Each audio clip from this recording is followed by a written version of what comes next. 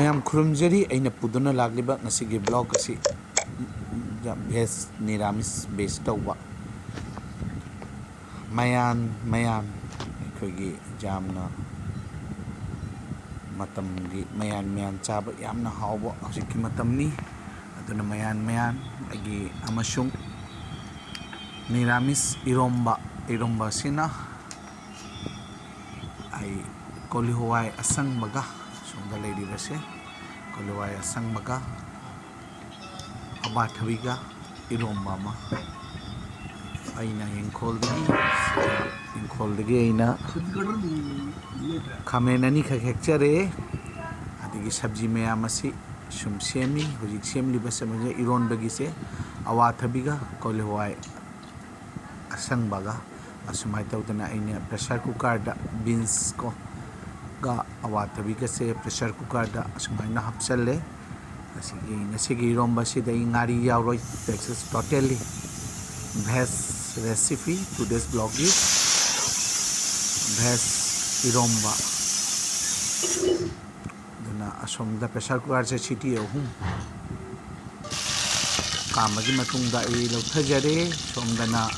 इरोनबगी मचन्ने इन होनरिबसे असिदा खांग साले सिगा मोरोक अकंग खरा मोरोक अटेक खरा मोरोक अटेक बसे इन खजितंग थांग ना हई कइना दा पोखाई रेकबगी चांस लेबनिना अदुगा सिगा मरोय नाकुपी से येनम से खरा यामना हपचले समाय तौना ngauminade mahak ngaudaga thangjajaragani morok amasung maroy nakupi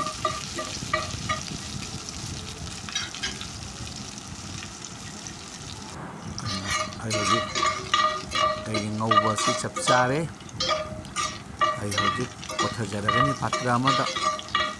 iron बगी दमकता इन सेमजबनी भेस इरोम्बा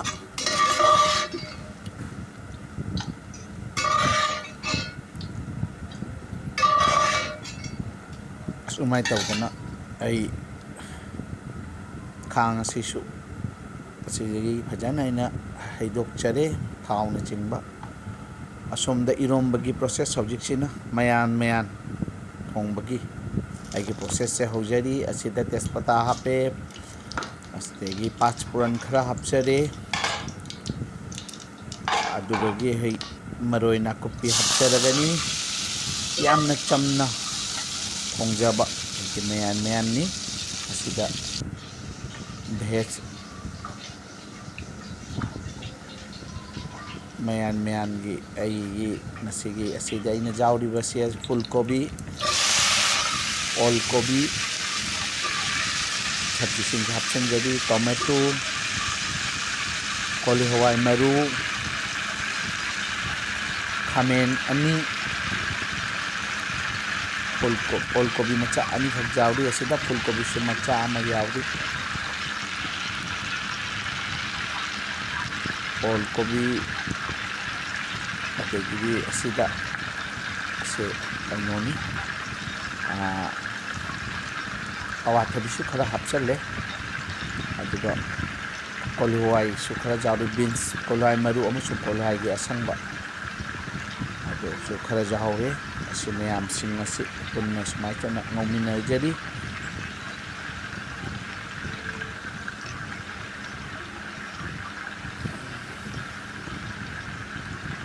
आलू मचा अमा सुजाव अपिक आलू मचा अमा मचन सिंह असी असुमाय तौदना पुन्ना ngauminari si ओल कोबी नि असुमना सेमले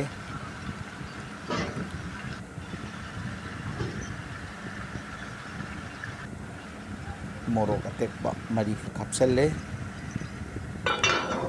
ना ngauminaraga सुमाय तौदना मखुम से सुमायना खुमगा थमले असोमदना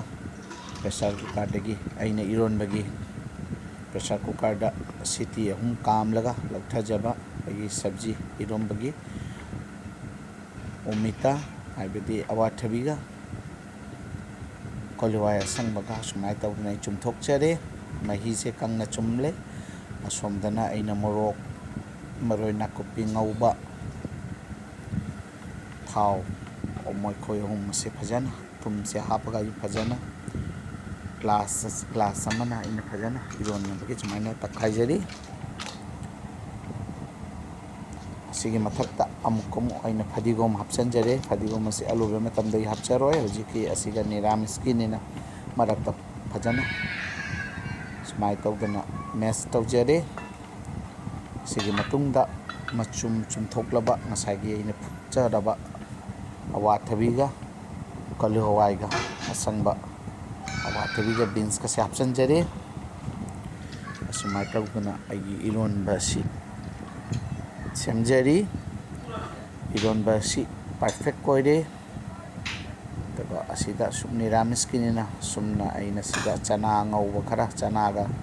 अंगौबा सिसु चनागा सिगा मरो नाकुबी खजितंग हापगा इचम चमना ngौगिबनी अदो हापचरे सोमना इरोनबा सि लेजरे निरामिस इरोनबा असुमना अइना थोंगिबा कास आयरन जोत खांग असि थंजबनी अइगे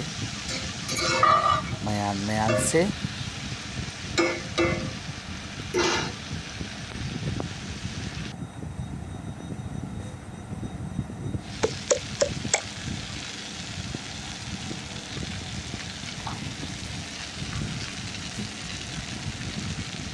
मचू हापचनजरे मोरोक असुबा हापचनजरे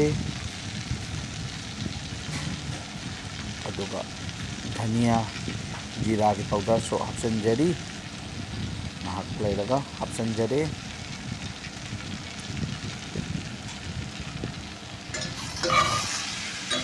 अदुगा मयाम से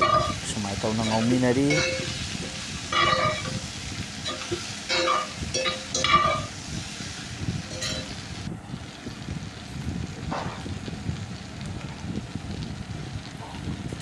महावगी मतुमिना थुम हापचनजरे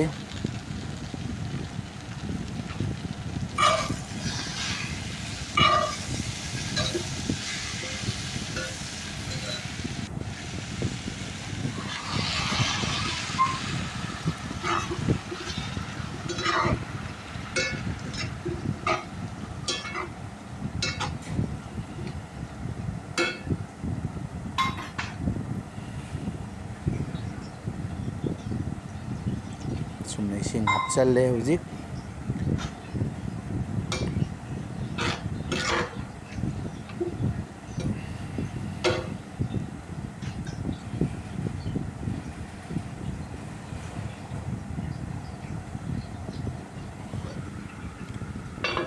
नाहक मखुम से खुमजलगा फुच्चखिगनी जामना चमना थोंबा निंथमथा चंगक्पगी यामना हाउबा सब्जी सिंगी मयान रेसिपी अदुनी इन शेयर तौजरीबसे असिदा आई मरोय नाकुपी खरा हापचनजरे लोरमदागी मतम ngahak mamangda हुजिक कुपसलगा थंजगनी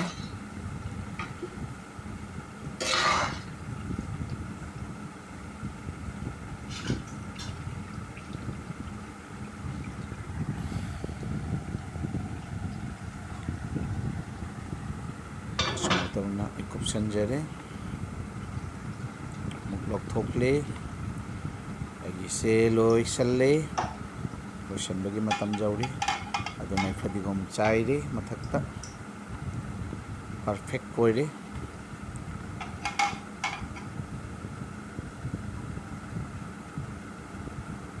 आई हौजिक सर्व तौबा मतम जौरे मयामबो माइ होबी अमसुंग माइ चाखुमगी माइकेदगी हन्ना थांगतचरी पापड़ खरा फ्राई तौरे असुमका इरोंबा सेदा लेइरे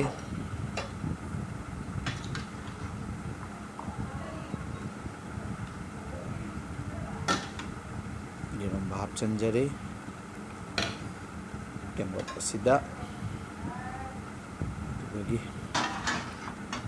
ये सब्जी थोंबा